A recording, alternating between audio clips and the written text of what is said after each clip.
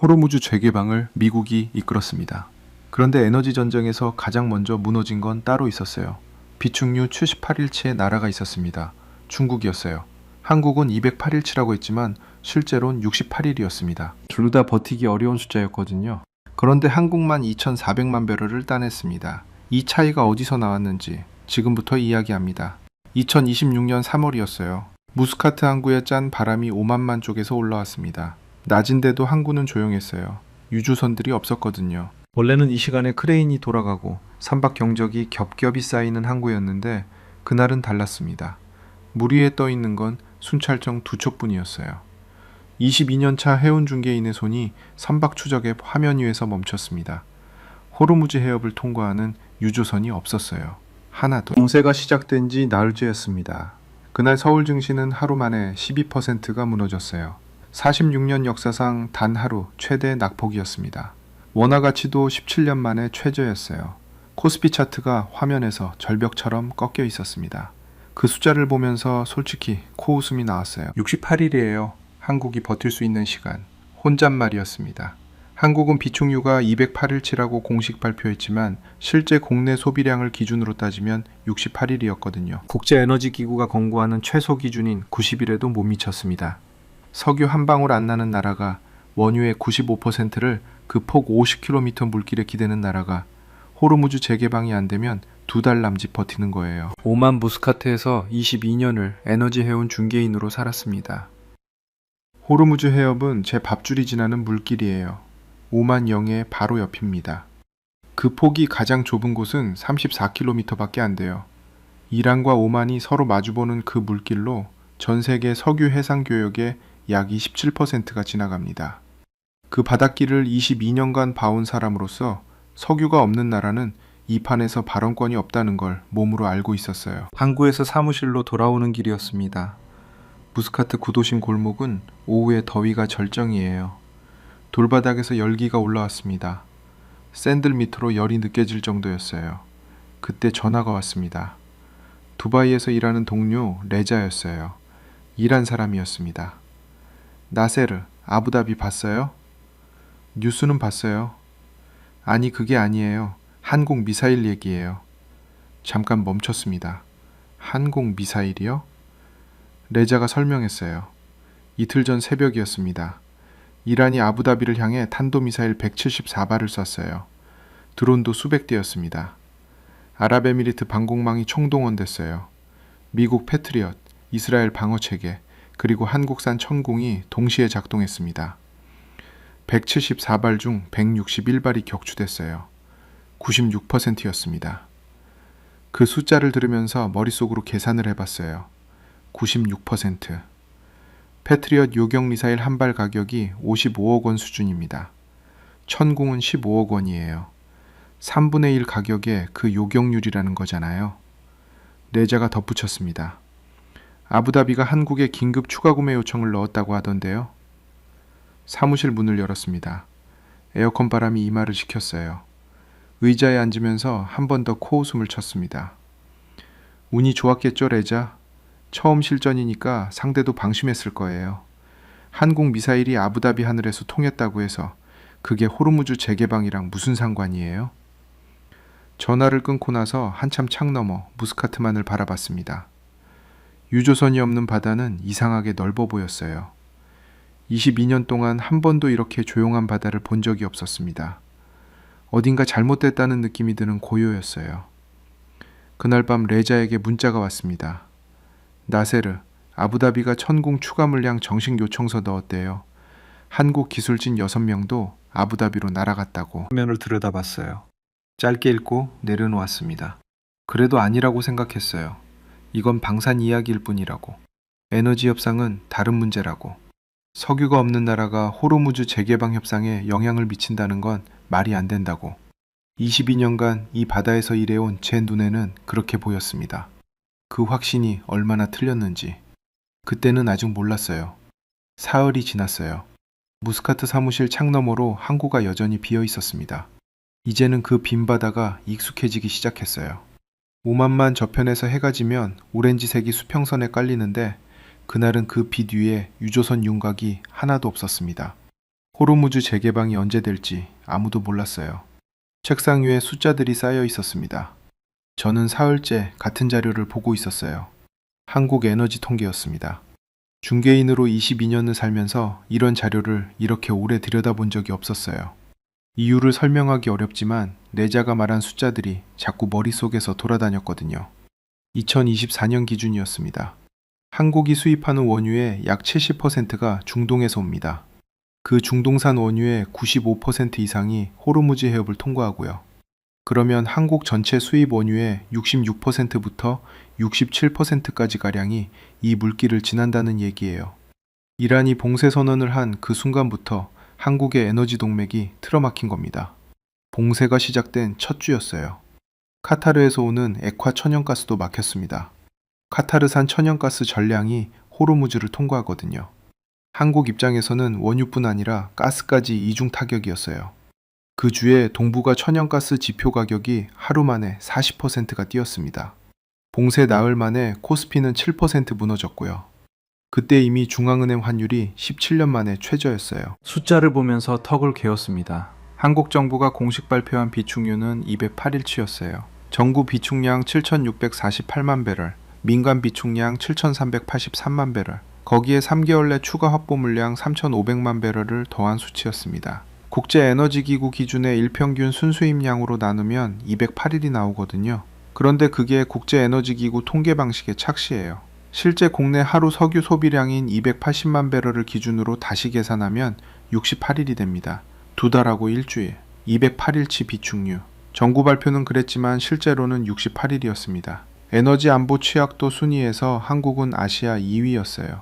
1위는 일본이었고요. 그 일본도 원유 수입의 90% 이상이 중동산이었으니까 이쪽 동아시아 나라들은 전부 호르무즈 재개방이 안 되면 비슷하게 힘들어지는 구조였습니다. 그때 문이 열렸어요. 동료 하비부였습니다. 아부다비 쪽 중개 업무를 담당하는 친구예요. 손에 커피 2잔을 들고 들어왔어요. 나세르, 항구 소식 들었어요? 무슨 소식이요? 하비부가 의자를 끌어당기며 앉았습니다. 목소리를 살짝 낮췄어요. 한국 유조선들이 해협 안쪽에 갇혀 있대요. 26척이라고 하더라고요. 손이 잠깐 멈췄습니다. 26척이요? 나오지를 못한다는 거예요. 이란이 통항을 막으니까요. 선원들은 배 안에 있고 화물은 못 들어오고 선사들은 난리가 났다고 하던데요. 창밖을 봤습니다. 빈 바다가 다시 눈에 들어왔어요. 그 바다 어딘가에 26척이 떠 있는 거였습니다. 움직이지 못한 채로. 홍해 우회는요? 우회로 쓰려면 돌아가야 하는데 그것도 만만치 않잖아요. 운송기간이 사흘에서 닷새는 더 걸리고 운임이 50에서 80%는 뛰고 보험료는 7배라는 말도 있어요. 커피를 한 모금 마셨습니다. 하비부가 계속 말했어요. 그래도 한국 유조선 2척이 홍해를 우회해서 통과했다는 소식은 있더라고요. 잠깐 생각했습니다. 68일치입니다. 그 시간 안에 홍해 우회를 해서라도 원유를 끌어오려는 거예요. 석유가 없는 나라가 없는 살림에 7배 보험료를 얹어가며 움직이고 있는 거였습니다. 석유 없는 나라가 할 수 있는 게 그게 전부죠 뭐. 하비부가 어깨를 으쓱했어요. 글쎄요. 그것만은 아닌 것 같기도 하던데요. 무슨 말이에요? 아부다비 쪽에서 들은 건데요. 하비부가 목소리를 더 낮췄습니다. 천국 얘기 아시잖아요. 거기서 그냥 끝나지 않았다고요. 아랍에미리트 쪽에서 요청이 들어간 게 방어체계 하나만이 아닌 것 같다고. 원유 얘기요? 하비부가 고개를 끄덕였어요. 원유 얘기예요. 잠시 아무 말도 하지 않았습니다. 커피잔 안에서 물결이 잔잔하게 흔들리고 있었어요. 에어컨 바람이 서류를 들추었습니다. 그건 다른 문제예요, 하비부. 방산이랑 에너지 외교는 달라요. 아랍에미리트가 총 맞는 걸 막아줬다고 해서 원유를 준다? 이 바닥이 그렇게 돌아가지 않아요. 22년 동안 그걸 봐왔는데 하비부는 더 말하지 않았습니다. 커피를 마저 마시고 일어났어요. 문이 닫히고 나서 혼자 앉아 있었습니다. 자료를 다시 펼쳤어요. 한국 에너지 데이터 68일, 원유 95%, 유조선 26척, 홍해 우회, 7배 보험료. 호르무즈 재개방이 안 된 상태에서 한국이 움직이는 방식들을 숫자로 보고 있었어요. 합리적인 사람이라면 이 숫자들 앞에서 현실을 인정해야 했습니다. 그 나라가 얼마나 취약한지를요. 그런데 이상하게도 자꾸 마음에 걸리는 게 있었어요. 한국이 취약하다는 건 맞았어요. 그런데 취약한 나라가 7배 보험료를 내면서 우회하고 기술진을 아부다비로 날려보내고 외교관을 특사로 세워서 뛰고 있었습니다. 그게 무언가를 의미하는 건지 아니면 그냥 아무것도 없으면서 필사적으로 뛰는 건지 그 차이를 아직은 몰랐어요. 자료를 덮고 부두 쪽으로 나갔습니다. 오후 햇살이 수면에 부서지고 있었어요. 빈 부두에 혼자 서 있었습니다. 저 해협 너머 어딘가에 26척의 한국 유조선이 있었어요. 그리고 아부다비 어딘가에는 한국 기술진이 있었고 서울 어딘가에는 68일짜리 숫자를 들여다보는 사람들이 있었습니다. 다음 날 아침 아부다비 출장 일정이 잡혔습니다. 용무는 별개였지만 가는 길에 하비부가 말한 것들의 일부를 직접 확인할 수 있을 것 같았어요. 호르무즈 재개방 협상의 분위기도 느껴볼 수 있을 것 같았고요. 그때까지만 해도 확인하러 가는 게 아니었습니다. 틀렸다는 걸 증명하러 가는 거였어요. 아부다비 공항에 내리자마자 공기가 달랐습니다. 무스카트와 거리는 멀지 않아요. 오만만을 사이에 두고 반나절 거리인데 냄새가 달랐어요. 항공유 냄새와 사막 먼지가 섞인 건 같았는데 뭔가 팽팽한 것이 공기 안에 있었습니다. 터미널을 나오자마자 군차량 2대가 활주로 방향으로 빠르게 지나갔어요. 평소엔 없던 거였습니다. 택시를 잡았어요. 두바이 쪽 호텔로 향하는 길이었는데 기사가 라디오를 틀어놓고 있었습니다. 아랍어 뉴스였어요. 단어들이 빠르게 지나갔는데 중간에 한 단어가 귀에 걸렸어요. 천공. 아랍어 발음으로 천공에 가깝게 들렸지만 분명했습니다. 기사에게 물었어요. 무슨 얘기예요? 기사가 백미러로 한번 봤습니다. 한국 미사일 얘기요. 파편이 떨어진 데가 있다고요. 어디요? 사디아트 섬 쪽이요. 칼리파 시티도요. 손이 무릎 위에서 가볍게 굳었어요. 파편이 떨어졌다는 말은 요격이 됐다는 말이고 요격이 됐다는 말은 실제로 작동했다는 말이었습니다. 뉴스로 들은 96%라는 숫자가 머릿속에서 다시 돌아왔어요. 호텔에 짐을 풀고 나서 하비부에게 전화를 했습니다. 하비부는 아부다비에 아는 관계자가 있었거든요. 방산 쪽은 아니지만 에너지 물류 라인으로 이어지는 사람들이었어요. 나세르, 왔어요? 잘 됐다. 내일 오전에 알다프라 기지 근처 지나갈 일이 있는데 같이 가요. 거기서 뭘 확인하게요? 직접 보면 알 거예요. 다음날 아침 일찍이었습니다. 아부다비 남쪽으로 향하는 도로였어요. 사막 한가운데를 가로지르는 고속도로였는데 멀리 군 기지 외곽이 보이기 시작했습니다. 알다프라 공군 기지였어요. 울타리 너머로 경납고 지붕이 보였고 차량들이 움직이고 있었습니다. 평소보다 많았어요. 하비부가 갓길에 차를 세웠습니다. 저기 봐요. 울타리 안쪽이 아니었어요. 기지 외곽 도로변에 뭔가가 있었습니다. 가까이 가서 보니 폭이 한 뼘쯤 되는 금속 파편이었어요. 두 조각이 도로 옆 모래 위에 떨어져 있었습니다.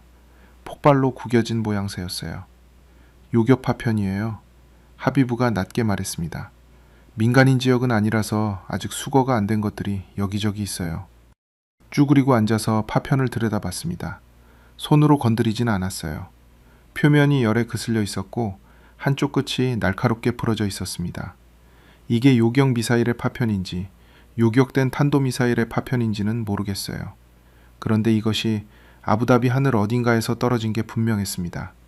174발이 날아왔어요. 여기서 161발이 막혔습니다. 뒤에 서 있던 하비부가 말했어요. 천공이 2개 포대 있었어요. 여기 알다프라예요. 탄도미사일은 천공이 중고도에서 맞고 패트리엇이랑 이스라엘 체계가 각자 역할을 했대요. 그런데 순항미사일은 천공만 동원됐다고 하더라고요. 8발이 전부 격추됐어요. 100%네요? 100%예요. 일어섰습니다. 모래가 무릎 아래에서 바스러지는 소리가 났어요. 태양이 이미 뜨거웠습니다. 먼 쪽 경납고에서 차량이 한 대 나왔다가 다시 들어갔어요. 조용하면서도 조용하지 않은 곳이었습니다. 요격 미사일 한 발 가격이 얼마예요? 하비부가 잠깐 생각했어요. 패트리엇이 55억 원 수준이라고 하던데요. 천공은요? 15억 원이래요. 그러면 3분의 1이네요. 그렇죠. 머릿속에서 계산이 돌아갔습니다. 174발을 막는데 천공이 60여 발을 썼다고 했어요. 패트리엇 가격으로 같은 분량을 쏘면 얼마가 나오는지, 그 차이가 얼마인지. 가격 경쟁력이라는 말이 방상 홍보 문구처럼 들리다가 이 모래 위에서는 다른 무게로 느껴졌습니다. 아랍에미리트가 긴급 추가 구매 요청 넣었다는 건 사실이에요? 사실이에요. 요격탄 추가 물량이요. 그리고 기술진도 들어왔어요. 한국에서 6명이 왔다고요. 레이더 오류 때문에요? 포대 하나에 구동 문제가 생겼다고 하더라고요. 그래서 한국 측에 기술 지원을 요청했고 어제 아부다비로 왔다고요. 파편을 다시 한번 봤습니다. 구겨진 금속 한 조각이었어요. 이 한 조각이 아부다비 하늘에서 만들어졌고 모래 위에 떨어진 거였습니다. 한국이 만든 미사일이 저 하늘에서 이것을 만들었어요. 그렇다고 해도요. 입 밖으로 나온 말이었습니다. 혼잣말에 가까웠어요. 방어체계를 팔았다고 해서 원유 협상으로 이어지진 않죠. 아랍에미리트가 한국한테 원유를 줄 이유가 없잖아요. 경제 논리가 그렇게 단순하지 않아요. 하비부가 차문을 열면서 짧게 말했습니다. 어제 서울에서 특사가 아부다비로 출발했대요. 차에 탔어요. 에어컨이 켜지면서 바깥 열기가 단번에 잘렸습니다. 특사요? 대통령 비서실장이라고 하더라고요. 강 어쩌고. 핸들을 잡은 하비부의 옆모습을 봤습니다. 표정이 담담했어요. 별일 아니라는 듯이 말했지만 그 말이 가볍지 않았습니다. 대통령 비서실장이 직접 움직인다는 건 외교부 채널이 아니라는 말이에요. 실장급이 직접 아부다비로 온다는 건 협상 테이블에 무언가를 들고 온다는 얘기였습니다. 그게 뭔지는 몰랐어요. 차가 고속도로에 올라섰습니다. 사막이 창밖에서 빠르게 지나갔어요. 경납고지붕이 점점 작아졌습니다. 호르무즈 재개방이 없는 상태에서 한국이 아랍에미리트 왕궁 쪽으로 무언가를 들고 걸어 들어가고 있었어요. 그게 뭔지 아직은 몰랐습니다. 그런데 이상하게도 알고 싶다는 생각이 들었어요. 22년 동안 이 바다에서 일하면서 석유 없는 나라가 이 판에서 할 수 있는 건 없다고 확신했는데 그 확신에 금이 가기 시작하는 소리가 들리는 것 같았습니다. 아주 작은 소리였어요. 아직 합리화는 가능했습니다. 방산이랑 에너지는 다른 문제라고. 기술진 6명 파견이랑 원유 2,400만 배럴은 다른 얘기라고. 그런데 그 합리화를 입 밖에 내기 전에 머릿속에서 먼저 약해지고 있었어요. 다음날 오전에 하비부한테서 짧은 문자가 왔습니다. 한국 특사 왕세제 만났대요. 왕세제를 만났다는 문자를 보고 나서 한참을 멍하니 앉아 있었습니다. 하비부가 보내온 문자는 짧았어요. 딱 그 한 줄이었습니다. 그런데 그 한 줄이 생각보다 무거웠어요. 왕세제는 아랍에미리트의 실질적인 최고 결정권자예요. 외교부 장관이나 에너지 장관을 만나는 게 아니었습니다. 정상에 가까운 사람을 만난 거였어요. 호텔 로비로 내려갔습니다. 체크아웃을 하루 미뤘어요. 하비부한테 전화를 했습니다. 왕세제 면담이 언제였어요? 어제 오후요. 아부다비 왕궁 게스트하우스에서요. 몇 시간이나 했어요? 2시간 넘었다고 하더라고요. 2시간. 의전용 면담이 아니었습니다. 실질 협상이었어요. 내용은요? 그건 모르죠. 하비부가 짧게 웃었어요. 그런데 오늘 오전에 왕궁 쪽에서 한국 측에 추가 회의 요청이 들어갔다고 해요. 장소는 왕궁 영빈관 인근 협의실이고요. 전화를 끊고 나서 하비부한테 그 장소를 물었습니다. 에너지 관련 계약 협의가 종종 열리는 건물이라고 했어요. 방산 라인이 아니라 에너지 라인이 쓰는 공간이라는 말이었습니다. 그 말을 듣는 순간 뭔가가 등줄기를 타고 내려가는 느낌이 들었어요. 오전 11시쯤이었습니다. 하비부의 차를 타고 그 건물 앞 도로에 세웠어요. 직접 들어갈 수는 없었습니다. 저는 관계자가 아니었으니까요. 그냥 건물 외관을 보러 온 거였어요. 그런데 마침 하비부가 그쪽 빌딩에 아는 사람이 있었습니다. 에너지 물류 관련 사무실이 같은 건물 3층에 있었거든요. 용무가 있다고 하면 로비는 들어갈 수 있다고 했어요. 로비로 들어갔습니다. 대리석 바닥에 에어컨이 강하게 돌아가고 있었어요. 안내 직원이 방문 목적은 물었고 하비부가 아는 이름을 댔습니다. 잠시 기다리라고 했어요. 소파에 앉아서 기다렸습니다. 복도 안쪽 방향으로 아랍어가 들려왔어요. 회의실 문이 살짝 열려 있었던 것 같습니다. 모든 단어가 들리는 건 아니었지만 반복되는 표현들이 귀에 걸렸어요. 천궁, 그 단어가 또 들렸습니다. 그리고 다른 단어가 뒤따라왔어요. 바렐, 배럴이었어요. 숫자가 이어졌습니다. 아랍어로 숫자를 셀 때 나오는 리듬이었어요.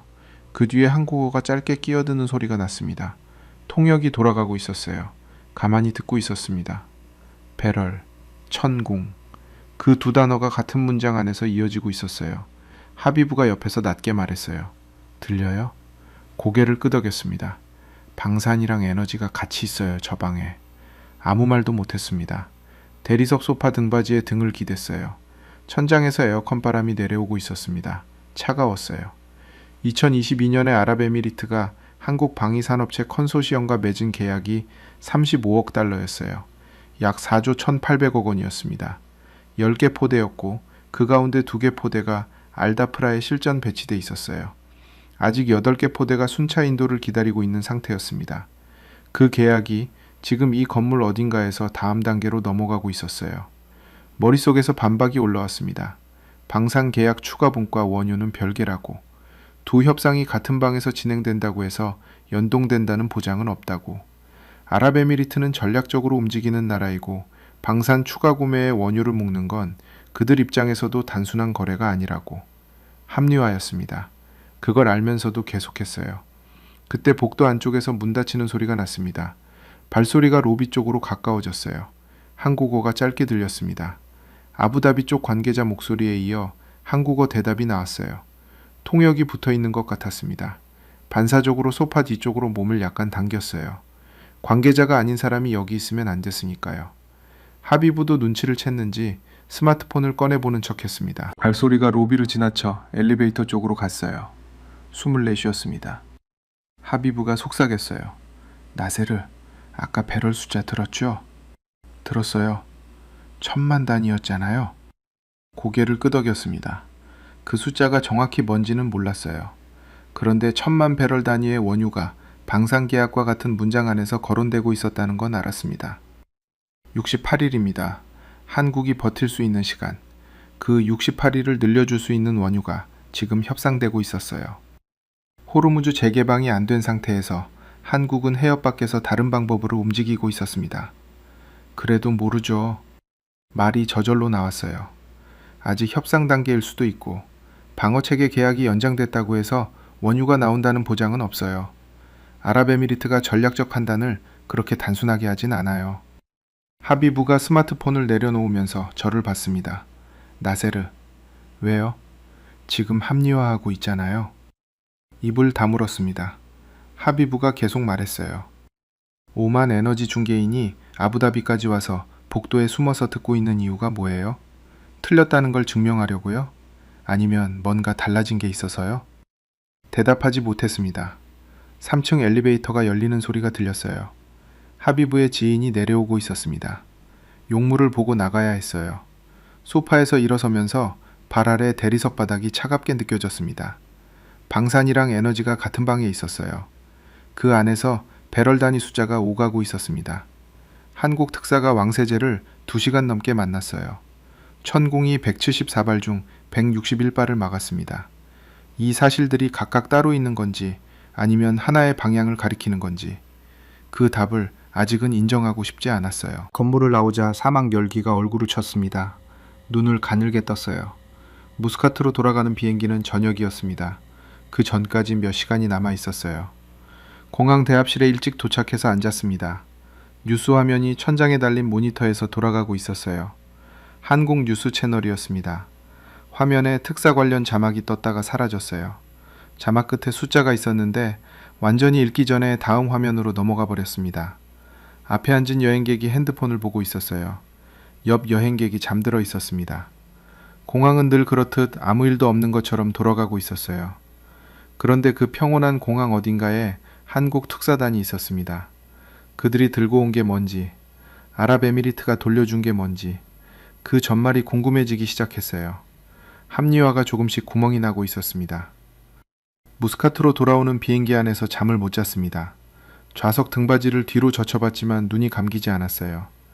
아부다비 공항 대합실에서 본 뉴스 자막이 자꾸 머릿속에서 돌아왔습니다. 한국 특사 관련 자막이었는데 숫자가 완전히 읽히기 전에 화면이 넘어가 버렸거든요. 그 잘린 숫자가 마음에 걸렸어요. 비행기가 착륙하고 나서 공항 터미널에 앉아 검색을 했습니다. 한국 뉴스를 찾았어요. 강훈식 대통령 비서실장, 이재명 대통령의 특사 자격으로 아랍에미리트를 방문, 아랍에미리트 왕세제와 면담, 원유 1800만 배럴 긴급 도입 확정. 핸드폰 화면에서 눈을 뗄 수 없었습니다. 1800만 배럴이었어요. 이게 처음이 아니었습니다. 앞서 3월 6일에 이미 600만 배럴을 확보했다는 기사가 먼저 눈에 들어왔어요. 두 수치를 더하면 2400만 배럴이었습니다. 호르무즈 재개방이 안 된 상태에서 아랍에미리트로부터 총 2400만 배럴의 원유를 들여오게 된 거였어요. 터미널 의자에서 등을 앞으로 당겼습니다. 손에 핸드폰을 든 채로 한동안 아무것도 못했어요. 2400만 배럴이 얼마나 되는 양인지 머릿속에서 계산이 돌아갔습니다. 한국의 하루 석유 소비량이 약 280만 배럴이에요. 2400만 배럴이면 대략 8일치예요. 8일이 짧아 보일 수도 있어요. 그런데 68일 버틸 수 있는 나라에게 8일은 전체의 12%입니다. 호르무즈 재개방 협상이 타결될 때까지 버틸 수 있는 시간을 8일 더 번 거였어요. 더 중요한 건 다른 데 있었습니다. 석유가 없는 나라가 원유를 가진 나라한테서 아직 호르무즈 재개방이 안 된 상태에서 긴급 도입을 확정지었다는 거예요. 그것도 왕세제를 2시간 넘게 만나고 난 뒤에요. 기사를 더 읽어내려갔습니다. 한국 언론 기사들이 여러 개 나왔어요. 세부 내용이 조금씩 달랐지만 공통으로 나오는 맥락이 있었습니다. 아랍에미리트 측이 한국 방위산업체에 추가 조기 인도를 요청했고, 한국 특사단은 잔여 8개 포대의 인도 일정 조정 가능성을 논의했다는 내용이었어요. 잔여 8개 포대. 아직 인도가 안 된 천공 포대들이었습니다. 아랍에미리트는 174발을 막은 그 2개 포대를 직접 봤어요. 96%였습니다. 그 나라 입장에서 나머지 8개 포대를 최대한 빨리 받고 싶은 건 당연한 일이었어요. 호르무즈 재개방이 언제 될지 모르는 상황에서 이란이 또 쏠 수 있다는 걸 알고 있는 나라였으니까요. 그리고 한국 입장에서는 그 8개 포대가 협상 카드였습니다. 석유가 없어도 카드가 있었어요. 석유를 가진 나라가 간절히 원하는 것을 한국이 갖고 있었습니다. 호르무즈 재개방을 기다리는 동안 한국이 손에 쥐고 있던 게 그거였어요. 핸드폰을 내려놓았습니다. 무스카트 공항 터미널 창밖으로 오만만이 보였어요. 어두워지기 시작하는 시간이었는데 수평선 쪽이 아직 붉었습니다. 바다 위에 점처럼 불빛 2개가 보였어요. 유조선이었습니다. 오만 영해를 지나는 배들이었어요. 호르무즈 해협 바깥쪽 물길을 쓰는 배들이었을 거예요. 합리화를 한 번 더 시도해봤습니다. 마지막이 될 것 같다는 느낌은 있었지만요. 2400만 배럴은 긴급 도입이니까 조건이 다를 거라고, 정상적인 에너지 외교와는 다르다고, 방산계약이랑 원유를 묶는 건 일회성이고 구조적인 변화는 아니라고. 말이 되는 것 같았어요. 틀린 말도 아니었습니다. 그런데 이 합리화를 완성하려면 한 가지를 무시해야 했어요. 석유 없는 나라가 석유를 가진 나라한테서 원유를 얻어낼 수 있다는 사실을. 호르무즈 재개방이 안 된 상태에서도 한국은 다른 방법으로 움직이고 있다는 사실을. 그 사실을 무시하려면 이 결과를 눈앞에 두고도 모른 척해야 했어요. 공항을 나왔습니다. 무스카트 밤공기가 얼굴에 닿았어요. 오만 특유의 짠 냄새와 낮 동안 달궈진 돌길의 열기가 섞여 있었습니다. 택시를 기다리면서 잠깐 하늘을 올려다봤어요. 별이 많았습니다. 봄 오만 하늘은 이 시간에 맑거든요. 저 하늘 어딘가를 천공이 지키고 있었어요. 아랍에미리트 하늘이었지만 그 너머로 이어지는 바닷길은 오만 영해를 지났습니다. 그 바닷길이 다시 열리는 일, 호르무즈 재개방. 그게 지금 협상 테이블에 올라가 있었어요. 그 협상 테이블 밖에서 한국이 이미 다른 판을 깔아놓고 있었습니다. 방산을 에너지와 묶어서, 특사를 왕세제에게 직접 보내서 2400만 배럴을 받아내면서. 석유 없는 나라가 할 수 있는 게 없다고 생각했어요. 오랫동안 그렇게 알고 있었습니다. 그런데 지금 내 눈앞에 있는 결과는 그 생각을 인정하지 않고 있었어요. 택시가 왔습니다. 문을 열고 탔어요. 기사가 라디오를 틀었습니다. 이번엔 아랍어 뉴스가 아니었어요. 조용한 음악이었습니다. 무스카트 시내를 지나는 동안 창밖에 가로등이 스쳐갔어요. 머릿속에서 하비부가 아부다비 복도에서 한 말이 돌아왔습니다. 지금 합리화하고 있잖아요. 맞는 말이었어요. 처음 그 말을 들었을 때는 인정하지 않았습니다. 그런데 지금은 달랐어요. 합리화가 사실 앞에서 점점 힘을 잃고 있었거든요. 그날 밤 사무실로 돌아가지 않았어요. 집으로 바로 갔습니다. 가방을 내려놓고 창가에 섰어요. 무스카트 항구 불빛이 멀리 보였습니다. 빈 바다였어요. 아직 호르무즈 재개방이 안 된 바다였습니다.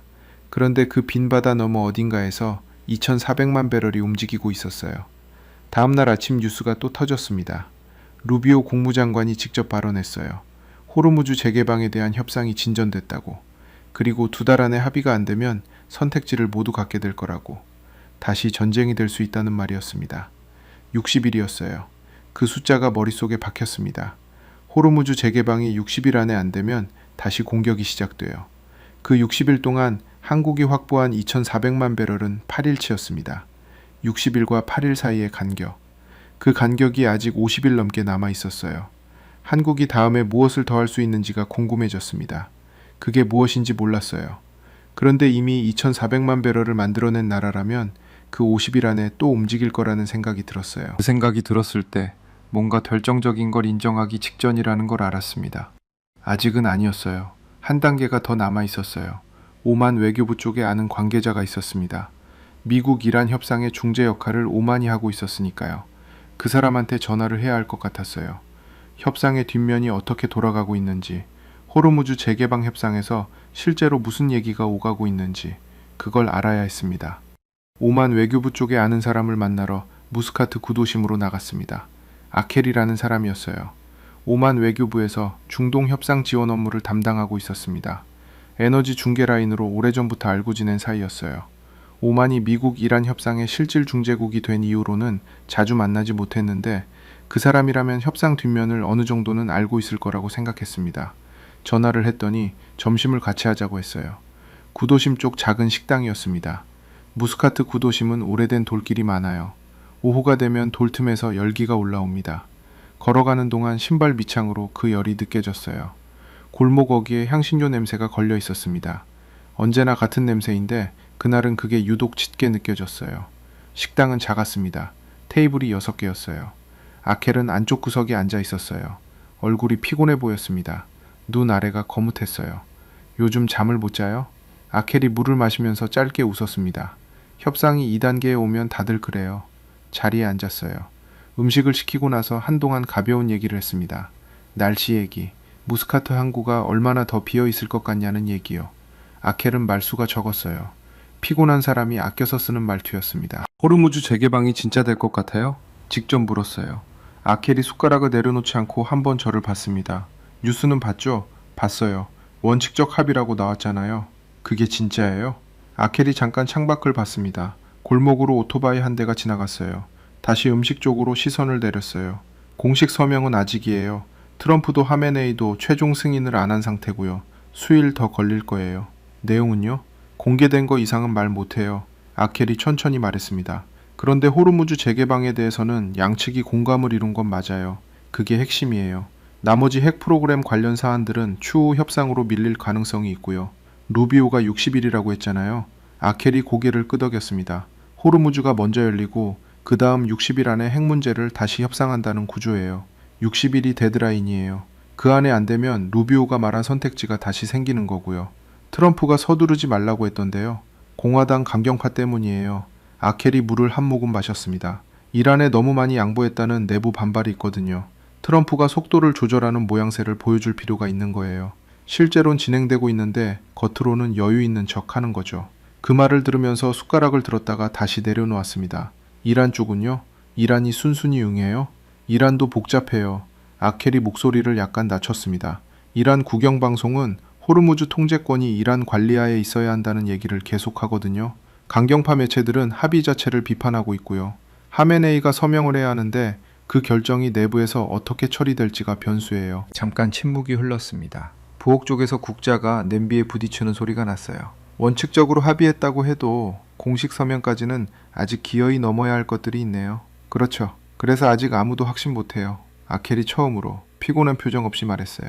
그런데 나세르, 왜요? 한국 얘기는 뉴스에서 봤어요? 멈칫했습니다. 무슨 얘기요? 아켈이 시판을 옆으로 밀었어요. 팔꿈치를 테이블 위에 올리고 앞으로 몸을 기울였습니다. 호르무즈 재개방 협상이 2단계까지 온 데는 직접 관련국들의 움직임이 있었어요. 미국이 이란을 압박한 것도 있고 걸프 국가들이 중재에 나선 것도 있고요. 그런데 이번 협상에서 흥미로운 변수 중 하나가 따로 있었거든요. 뭐예요? 아랍에미리트가 협상 압력을 가하는 방식이 예전이랑 달랐어요. 아켈이 말했습니다. 예전엔 그냥 미국 편에서 따라가는 구조였거든요. 그런데 이번엔 아랍에미리트가 독자적으로 이란 쪽에 메시지를 넣었어요. 우리 방어 능력이 달라졌다는 신호를요. 천궁 때문에요? 아켈이 대답하지 않았습니다. 대신 천천히 고개를 한번 기울였어요. 긍정도 부정도 아닌 몸짓이었는데 그게 오히려 대답처럼 들렸습니다. 아랍에미리트가 174발 중 161발을 막았다는 게 알려진 다음부터 이란 내부 분위기가 달라졌다는 얘기가 있어요. 공격해봐야 막힌다는 걸 보여준 거거든요. 그게 협상 테이블에서 억제력으로 작동한 거예요. 식당 천장에서 낡은 선풍기가 돌아갔습니다. 바람이 낮게 돌았어요.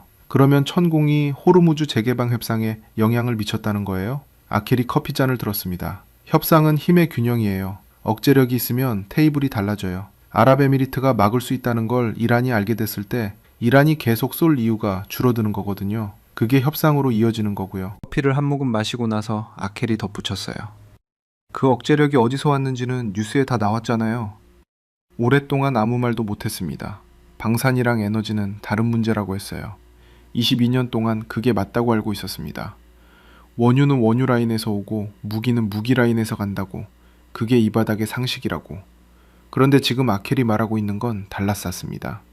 방어 능력이 억제력이 되고 억제력이 협상 테이블을 바꾸고 협상 테이블이 해협을 여는 방향으로 움직였다는 거였어요. 그 첫 번째 고리가 천궁 96%였습니다. 한국이 이 협상에 기여했다는 거예요? 말이 나오고 나서 제가 먼저 놀랐습니다. 그 질문을 입 밖에 냈다는 게요. 2달 전이었으면 이런 질문을 할 생각 자체를 안 했을 거예요. 아켈이 잔을 테이블에 내려놓으면서 말했습니다. 직접 기여라고 말하기는 조심스러워요. 협상은 복합적이니까요. 그런데 억제력의 변수가 된 건 맞아요. 식당을 나왔습니다. 구도심 골목이 오후 햇살에 하얗게 반사되고 있었어요. 눈이 잠깐 부셨습니다. 아켈과 짧게 인사하고 헤어졌어요. 혼자 골목을 걸었습니다. 향신료 냄새가 여전히 골목 어귀에 있었어요. 아까보다 더 짙게 느껴졌습니다. 방산이랑 에너지는 다른 문제라고 했습니다. 그 말이 맞았어요. 그런데 틀리기도 했습니다.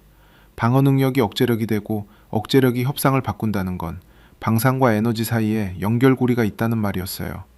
그 연결고리를 석유가 없는 나라가 쥐고 있었습니다. 발걸음이 자꾸 느려졌어요.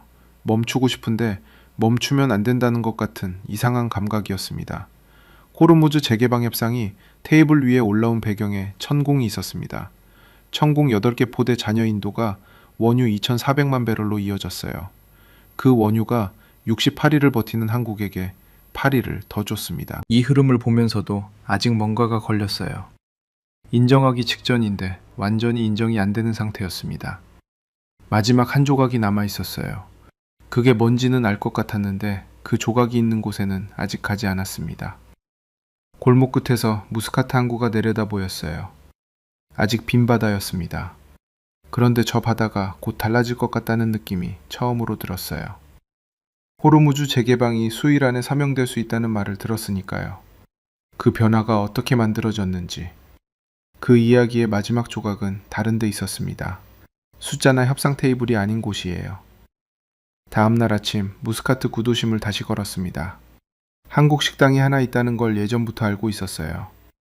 들어간 적은 없었는데 그날은 발길이 그쪽으로 향했습니다. 한국 식당은 구도심 골목 안쪽에 있었습니다. 간판이 작았어요. 아랍어로 적힌 상호 옆에 한국어가 붙어 있었는데 글씨가 발에 있었습니다. 오래된 곳이었어요. 문을 밀고 들어가자 된장 냄새가 먼저 왔습니다. 낯선 냄새였는데 이상하게 낯설지 않았어요. 무스카트에서 이런 냄새를 맡은 게 처음이었는데도요. 테이블이 4개였습니다. 손님은 없었어요. 주방 쪽에서 소리가 났습니다. 그릇이 부딪히는 소리였어요. 잠깐 기다렸더니 안쪽에서 사람이 나왔습니다. 이른이 넘어 보이는 남자였어요. 허리가 약간 굽었고 손이 컸습니다. 손마디가 굵었어요. 오래 일한 사람의 손이었습니다. 뭐 드릴까요? 한국어로 물었어요. 아랍어가 아니었습니다. 저는 한국어를 조금 알았어요. 중개 일을 하면서 한국 쪽 거래처와 몇 번 일한 적이 있었거든요. 완벽하지 않지만 기본 대화는 됐습니다. 된장찌개 있어요? 노인이 고개를 끄덕였어요. 말없이 주방으로 들어갔습니다. 의자에 앉았어요. 식당 안을 둘러봤습니다. 벽에 한국 달력이 걸려 있었어요. 오래된 것이었는데 계절 사진이 붙어 있었습니다. 산이었어요. 초록색이 진한 한국 산이었어요. 무스카트에서 보는 갈색 사막과 너무 달랐습니다. 달력 아래쪽에 흑백 사진이 하나 액자에 끼워져 있었어요. 가까이 가서 봤습니다. 젊은 남자였습니다. 작업복을 입고 있었어요. 배경은 모래였고 뒤로 파이프 더미가 쌓여 있었습니다. 헬멧을 쓰고 있었어요. 얼굴이 검게 그을려 있었습니다. 카메라를 보고 웃지 않았어요. 그냥 서 있었습니다. 사진 아래에 볼펜으로 적힌 글씨가 있었어요. 사우디, 1978년. 주방에서 노인이 나왔습니다. 그릇을 들고 있었어요. 된장찌개였습니다. 테이블에 내려놓으면서 흑백 사진 쪽을 봤어요. 제가 보고 있었던 거였습니다. 저예요. 짧게 말했어요. 한동안 그 사람을 봤습니다. 지금 이 허리 굽은 노인이 저 흑백 사진 속 청년이라는 거였어요. 1978년이면 거의 50년 가까이 된 사진이었습니다. 사우디에 일하러 가셨어요? 노인이 맞은편 의자를 잡아당겨 앉았어요. 물어봐도 된다는 뜻인 것 같았습니다. 건설 현장이요. 파이프 용접이었어요. 언제까지 계셨어요? 거기서 4년 있었고 이라크 2년, 쿠웨이트 3년, 그러다 여기 왔어요. 무스카트요? 1989년에 왔어요. 노인이 말했습니다. 그때부터 여기서 살았어요. 계산을 해봤습니다. 1978년 사우디, 1989년 무스카트. 그러면 지금까지 거의 37년을 이곳에서 산 거였어요. 이 식당은요? 아, 이건 30년 됐어요. 30년이요? 노인이 처음으로 작게 웃었습니다. IMF 때도 안 닫았어요. 무슨 뜻인지 알았습니다. 1997년 한국 외환위기였어요. 그 시절에도 이 무스카트 골목에서 식당을 열고 있었다는 말이었습니다. 힘들지 않으셨어요? 노인이 잠깐 생각하는 것 같았어요. 시선이 창밖으로 갔습니다. 골목 돌바닥에 햇살이 내려앉아 있었어요. 그냥 했어요. 짧은 말이었습니다. 딱 그 한마디였어요. 그냥 했어요. 설명이 없었습니다. 왜 했는지, 어떻게 버텼는지, 무엇이 힘이 됐는지 아무것도 없이 그냥 그 한마디였어요.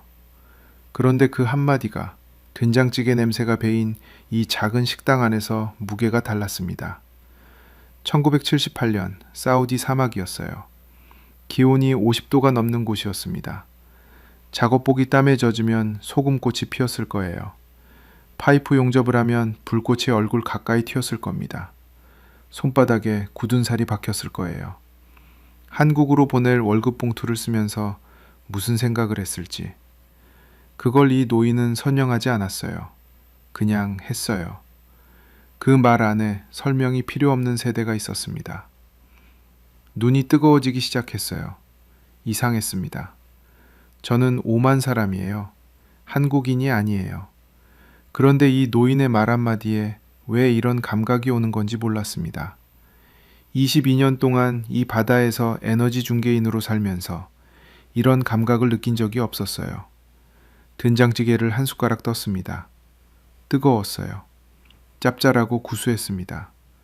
생전 처음 먹어보는 맛이었는데 어딘가 오래된 맛 같기도 했어요. 창밖 골목이 보였습니다. 아까 걸어올 때 지나쳤던 돌길이었어요. 그 길을 이 노인이 30년 넘게 걸었을 거였습니다. 1989년부터요. 이 사람이 무스카트에 처음 왔을 때 한국은 어땠을까요? 지금처럼 코스피가 높지 않았을 거예요. 천군 같은 미사일도 없었을 겁니다. 원유 95%를 호르무즈에 기대면서도 버텨야 했을 거예요. 그냥 했을 거예요. 그 세대가 그냥 했기 때문에. 지금 한국은 아랍에미리트 왕세제를 2시간 넘게 만날 수 있는 나라가 된 거였습니다. 천군 96%를 들고 협상 테이블의 변수가 될 수 있는 나라가 된 거였어요. 호르무즈 재개방 협상이 진행되는 동안 2,400만 배럴을 따낼 수 있는 나라가 된 거였습니다. 그 시작이 여기였어요. 이 흑백 사진이었습니다. 1978년 사우디 사막의 저 청년이었어요. 숟가락을 내려놓지 않은 채로 멈췄습니다. 손이 떨리는 것 같았어요. 아주 작게요. 이걸 인정하지 않으려고 얼마나 많은 말을 했는지가 생각났어요. 석이 없는 나라는 발언권이 없다고, 방산이랑 에너지는 다른 문제라고, 2,400만 배럴은 일회성이라고, 합리화를 얼마나 쌓았는지가 생각났습니다. 그 합리화를 다 쌓아 올리는데 필요했던 게 뭔지도 생각났어요. 이 노인을 몰랐기 때문이었습니다. 1978년 사우디 사막에 있었던 저 청년을 몰랐기 때문이었어요. 그냥 했다는 말의 무게를 몰랐기 때문이었습니다. 할아버지, 노인이 저를 봤어요. 말이 잘 나오지 않았습니다. 한국어가 부족한 것도 있었지만 그게 다가 아니었어요. 한국이 잘 됐잖아요, 지금. 노인이 한동안 저를 봤습니다. 그리고 다시 창밖을 봤어요. 골목돌길이 햇살에 반사되고 있었습니다. 그러게요. 짧게 말했어요. 자랑하는 말투가 아니었습니다.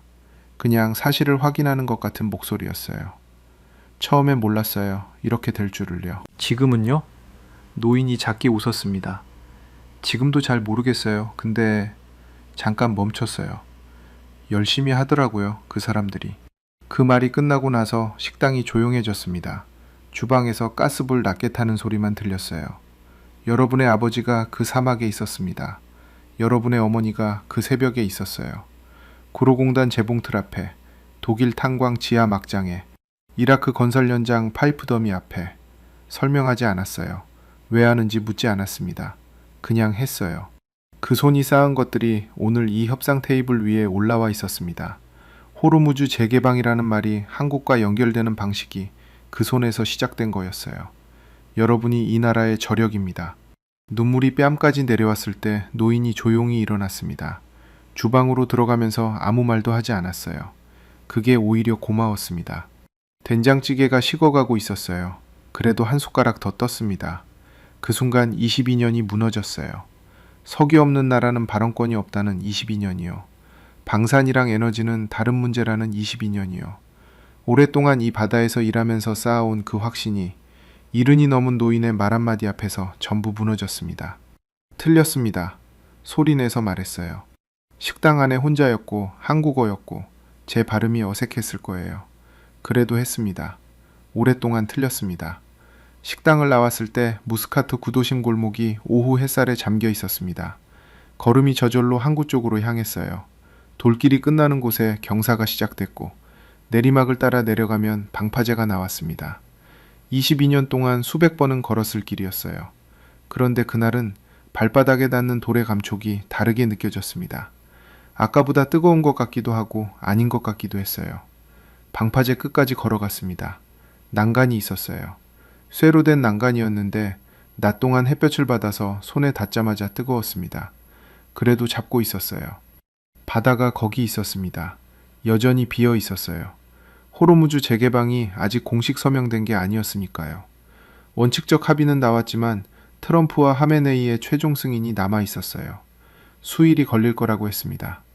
그 수일 동안 이 바다는 아직 막혀 있었습니다. 그 막힌 바다를 보면서 숫자들을 다시 정리했어요. 95%였습니다. 한국이 수입하는 원유의 95%가 이 해협을 통과해요. 이 물길이 막히면 그 95%가 멈추는 거였어요. 봉쇄가 시작된 나흘 만에 코스피가 12% 무너진 이유가 거기 있었습니다. 96%였습니다. 이란이 쏜 탄도미사일 174발 중 161발. 그게 아부다비 하늘에서 막혔어요. 그 숫자가 아랍에미리트의 자세를 바꿨고 이란 내부 분위기를 바꿨고 협상 테이블을 바꿨습니다. 2,400만 배럴이었습니다. 호르무즈 재개방이 안 된 상태에서 한국이 받아낸 원유였어요. 방파제 너머 어딘가에서 그 원유가 움직이고 있었습니다. 2,400만. 이 세 숫자를 만든 나라가 석유 없는 나라였어요. 방파제에 기댔습니다. 뜨거운 쇠 난간이 팔뚝에 닿았어요. 5만만에서 바람이 올라왔습니다. 짠 냄새가 났어요. 늘 맡던 냄새인데 그날은 그 냄새가 폐 안으로 더 깊이 들어오는 것 같았습니다. 틀렸습니다. 식당에서 소리내서 말했던 그 두 마디를 다시 생각했어요. 그게 전부가 아니었습니다. 무엇이 틀렸는지를 이제는 말할 수 있었어요. 석유 없는 나라는 이 판에서 발언권이 없다고 했습니다. 틀렸어요. 발언권은 석유에서 오는 게 아니었어요. 막을 수 있는 능력에서 왔습니다. 막을 수 있는 능력은 기술에서 왔고 기술은 그냥 됐을 리가 없었어요. 누군가가 그냥 했기 때문에 됐던 거였습니다. 방산이랑 에너지는 다른 문제라고 했습니다. 틀렸어요. 방어 능력이 억제력이 됐고 억제력이 협상 테이블을 바꿨고 협상 테이블이 원유가 됐습니다. 그 연결이 끊어진 게 아니었어요. 저만 연결이 안 보였던 거였습니다. 2,400만 배럴은 일회성이라고 했습니다. 모르겠어요. 일회성인지 아닌지는 시간이 지나야 알겠죠. 그런데 이 한 가지는 알았어요. 일회성이든 아니든 그게 가능했다는 사실은 지워지지 않는다는 거였습니다. 바다 위에 불빛이 하나 나타났습니다. 멀었어요. 수평선 근처였습니다. 유조선이었어요. 5만 영해를 지나는 배였습니다. 호르무즈 해협 바깥 물길을 쓰는 배들이 이쪽으로 오거든요. 그 불빛이 천천히 움직이고 있었어요. 저게 어느 나라 배인지는 몰랐습니다. 한국 국적인지도 몰랐어요. 그런데 이상하게도 저 불빛을 보면서 아부다비 경납고 바깥에서 봤던 파편이 생각났어요. 모래 위에 떨어진 구겨진 금속 조각이요. 아부다비 왕궁 인근 복도에서 들렸던 배럴 단위 숫자가 생각났어요. 무스카트 식당 흑백 사진 속 청년이 생각났습니다. 1978년 사우디 사막, 1989년 무스카트, 2026년 오늘. 그 선이 이어져 있었어요. 끊긴 적이 없었던 거였어요. 저만 그 선이 안 보였을 뿐이었습니다. 불빛이 조금 더 가까워졌습니다.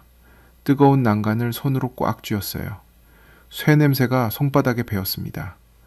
아부다비 사막 열기와 무스카트 항구 짠바람과 된장찌개 냄새가 뒤섞인 것 같은 이상한 하루였어요. 전혀 연결될 것 같지 않은 것들이 전부 연결된 하루였습니다. 손가락으로 난간을 한 번 두드렸어요. 석유 없는 나라라고 했습니다. 맞아요. 지금도 석유는 없어요. 그런데 그게 전부가 아니었습니다. 석유 없는 나라가 오랫동안 다른 걸 쌓고 있었어요. 그냥 설명 없이 그냥요. 그 결과가 지금 이 바다 위에 불빛으로 떠 있었습니다. 호르무즈 재개방이 될 거예요. 원칙적 합의가 나왔으니까요. 수일 안에 서명이 이루어지면 이 바다가 다시 열릴 거예요. 그러면 저 유조선들이 이 물길로 다시 들어올 겁니다. 95%가 다시 움직이기 시작할 거예요. 그때도 한국은 석유가 없을 거예요. 그 다음에도요. 그런데 이번에 배운 게 있었습니다. 석유 없는 나라가 호르무즈 재개방 협상의 변수가 될 수 있다는 거였어요. 그게 어떻게 가능한지도 이제는 알았습니다. 그냥 했기 때문이에요. 오랫동안 그냥 했기 때문에요. 불빛이 방파제 옆을 천천히 지나갔습니다. 눈으로 끝까지 따라갔어요. 불빛이 항구 쪽으로 방향을 트는 것 같았다가 다시 멀어져 갔습니다. 오만만 어딘가로 사라졌어요. 수평선 너머로 불빛이 점점 작아졌습니다. 그러다 사라졌어요. 방파제에 한참 서 있었습니다. 바람이 계속 올라왔어요. 짠 냄새가 났습니다. 뜨거운 난간이 식기 시작했어요. 해가 기울고 있었거든요. 방파제 그림자가 바다 위로 길게 눕기 시작했습니다. 오만 무스카트 항구였어요. 이 항구에서 22년을 일했습니다. 이 바다가 막히면 제 밥줄도 막혔어요. 이 바다가 열리면 제 일이 다시 시작됐으네요. 그게 22년이었어요. 그런데 오늘은 처음으로 이 바다가 다르게 보였습니다. 항구와 밥줄과 중개계약이 아니라 저 물길 너머에서 어떤 나라가 무엇을 들고 서 있었는지가 보였어요. 그냥 했던 나라였습니다. 석유도 없고 발언권도 없다는 소리를 들으면서도 그냥 한 나라였어요. 백고동 소리가 멀리서 들렸습니다. 어느 방향인지는 몰랐어요. 그냥 바다 쪽에서 낮고 길게 왔습니다. 한 번 울리고 잠잠해졌어요. 난간에서 손을 뗐습니다. 손바닥에 쇠 냄새가 남아 있었어요. 천천히 손을 바지에 닦았습니다. 바람이 또 한 번 올라왔어요. 이번엔 조금 서늘했습니다. 해가 많이 기울었거든요. 사무실로 돌아가야 했어요. 일이 있었으니까요. 호르무즈 재개방이 되면 그 뒤에 처리해야 할 계약건들이 쌓여 있었습니다. 그게 제 일이었어요. 22년 동안 해온 일이었고 앞으로도 할 일이었습니다. 그런데 그 일을 하는 사람이 오늘 이전과 달라졌다는 걸 알았어요. 방파제를 돌아서 걷기 시작했습니다. 돌길이 발 아래에서 단단했어요. 구도심 골목 쪽으로 올라가는 경사였습니다. 올라가는 길 오른편으로 무스카트만이 보였어요. 빈 바다였지만 이제는 다른 빈 바다였습니다. 곧 유조선이 다시 들어올 바다였거든요.